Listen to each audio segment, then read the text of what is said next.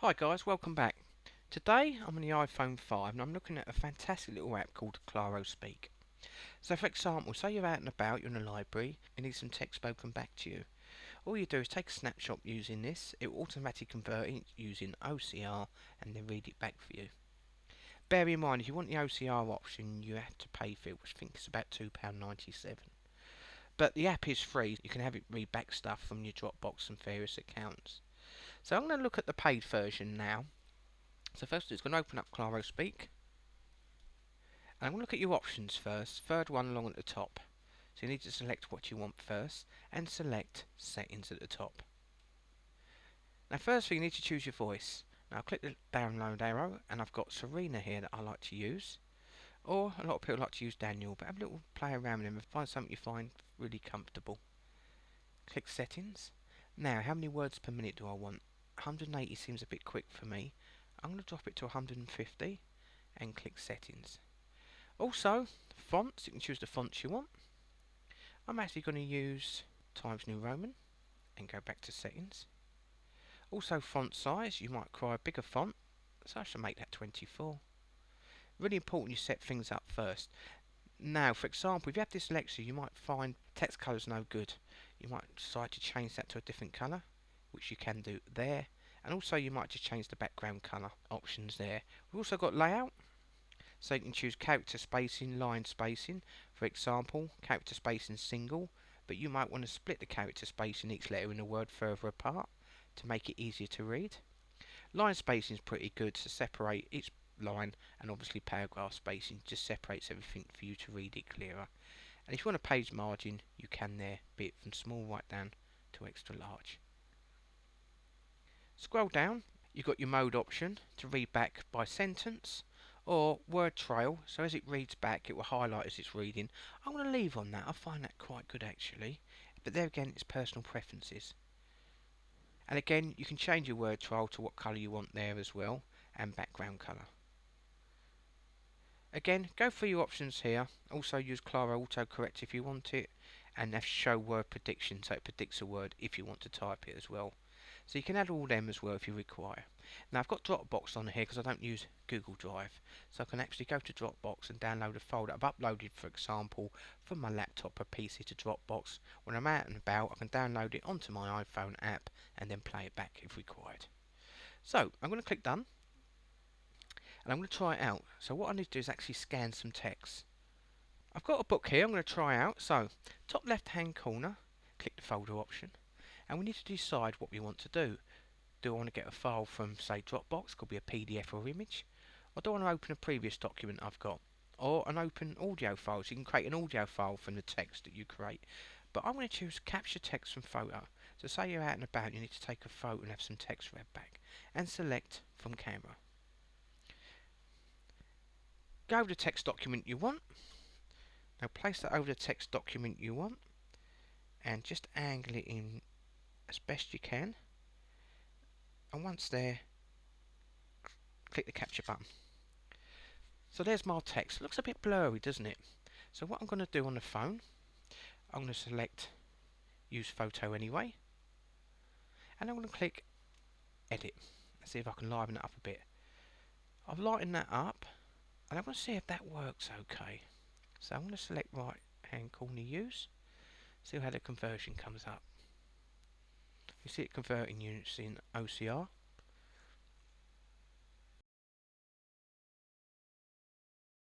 So it will come up if it's not good enough, so I'm going to click yes. So I'm going to go up to the top here, and it brings it straight up, and I'm going to take that photo again, but this time I'm just going to angle it in better. So I'm going to select the zoom at the top with auto, and I'm hoping that should now pick up a lot better. Shall we try it out? Right, let's have a look at that then. So again, I'm going to use photo, and let's see if that will convert. I'm not going to change any settings there, so I'm just going to use. Let's see how this comes out, and click OK. And there you go. That is a lot better. So if you're out and about and need something read back quickly, take a quick snapshot, and then see to the right here, fourth option along the top, click the play button. 25. Nothing spoken when typing. You can make this change through the supernova control pan. To do this, 1. Press left Control plus spacebar. And click stop. This W. So see what a fantastic option this is. And there's a few words wrong. You don't get 100% accurate, but look as a whole. It's a great way to read back information quickly. So what I'm going to do is click the option at the top here. We'll see the arrow pointing down. I can choose whether to save the document or save as audio file. Or you might just want to save that to Dropbox so you can download it on your PC or laptop later. But I'm going to select save as audio file, and then I can give that a name. I'll just call that, and click save. And it will now save as an audio file for me, so I can actually listen to that. And click view. And there it is. So if I click bottom right hand corner, 25. Nothing spoken when typing. You can make this change through. click stop, and see how quick you can change it as an audio file. Fabulous option. Click edit, and then I can delete it by clicking the delete button. And click done. And close the audio section. Also, if you look at the option there, I could have saved it as a document. Now I'm going to show you save to Dropbox in case you want to do that. So if I click save to Dropbox, I'm going to save that text file now to Dropbox. And then I pop in my information there. And there you go. There's my Dropbox account. You can see I've got various files in there, and it's now saved in there. Click close. And the other option we've got on the right here is the arrow pointing up. Click that. You can also choose where you want to print it out, if you've got a wireless printer, or you can send it by message or even mail. So if I click mail, then links it, and I can send it straight to whoever I please. So next I'm going to show the editing options. It gives you an option to straighten out the image, sharpen the image, and also add light to the image. And even you can choose section of the image you might want as text. So let's take another snapshot of some text.